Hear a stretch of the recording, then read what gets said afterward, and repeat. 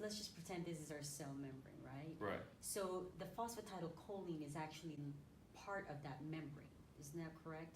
So yeah, the basically fatty acid. phosphatidylcholine. So we have phospholipids, and a phospholipid in a molecular structure, you have a phosphate body, the head actually, and then you have little tails of hydrocarbons, right?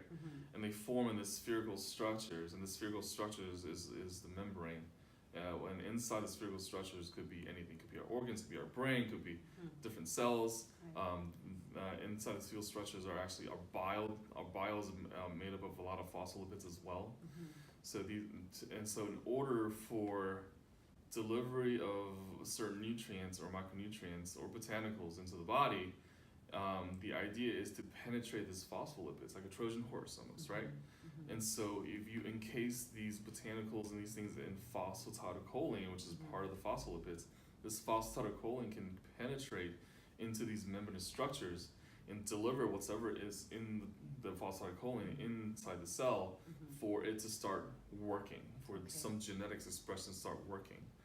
And so phosphatidylcholine, or PC, like it's called PC is really important to do that and design as a vehicle. Now what's interesting is that generally the smaller the phosphatidylcholine molecule it is, the faster the delivery is and the higher saturation it gets, and higher the velocity curves it gets. That's actually what you see in vitro studies looking at phosphatidylcholine delivery of hemp oil specifically compared to some other hemp oils, and you see this huge velocity curve going up, and it's saturated everything at 44 minutes, and it stays there for a long time. Let's talk briefly about the different parts of different properties of hemp. Which are the ones that we're actually after, and which are the ones that are, of course, not legal? Let's address that. Well, industrial hemp is all legal. So we're talking about the not legal part, was the marijuana part. I'm not familiar with the THC part, right? And the THC part is something that I'm really not going to address because I don't have any experience with it. Nor is it legal in Texas. Okay, we're in Texas. And we're in Texas. You know, Colorado's different, California's different, other states are different. But at the time of the video, it's these things are not really allowed in Texas in terms of either straight up medical use, unless it's by certified practitioners as appointed by the Texas Medical Board, who have subspecialties in neuropsychology and neurology, who register with the board for certain conditions, seizures, right? And so there's a lot of containment there. But the hemp oil from industrial hemp it's illegal everywhere. It's hemp oil. There's none or trace amount of THC, and there's a legal limit of 0.3% at the time of this video. It's 0.3%. Everything changes so fast. I have to say, at the time of this video, if you're below that or if you have trace amounts, that's negligible, and that's what the primal body oil is. It's a negligible amount. Right.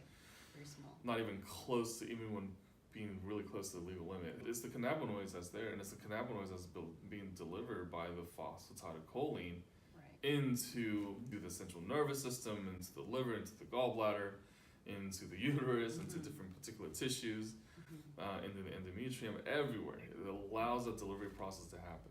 So it's the CBD part of the hemp. Where is that mostly extracted from the plant? CBD can be from any part of the plant. So THC is usually from the flowering buds and stuff. Industrial hemp generally comes from like the stems, also hemp seeds, and the hemp seeds are just stuff you buy from grocery stores that you eat. But that's different. Not the one, right? You can't really extract a whole lot of CBD from the actual hemp seeds. I mean, you can, but not a whole lot. It's generally going to be coming from the whole plant, but not necessarily like the flower or the bud. Depends. Depends on the batch, depends on how it's made and manufactured and everything like that. Can we talk about how CBD oil is extracted? What process? Yeah, the extraction process has got to be very clean. There's CO2 extraction, and there's a solvent method to extract it as well, using either alcohols or terpenes and stuff like that. And so, in general, right now in 2018, all the cannabinoid, the CBD and the hemp oil companies have a pretty clean, good extraction process. I don't know what's going to happen when major companies buy a bunch of hemp fields and made pesticide-resistant hemp and then make it all very GMO. I don't know. After that, it becomes a completely different dirty game, right? Yes.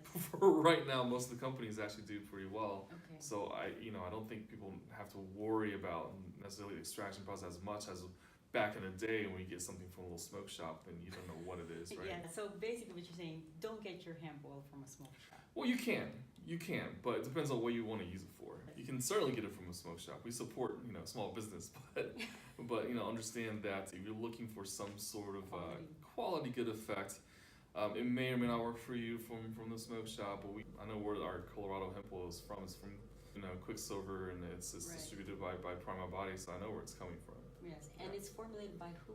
Christopher Shade. Christopher PhD, Shade. That's cool, right? Dr. Shade. Yes. Hi, Dr. Shade, if he's watching. Yes. Yeah. Let's talk about the benefits of CBD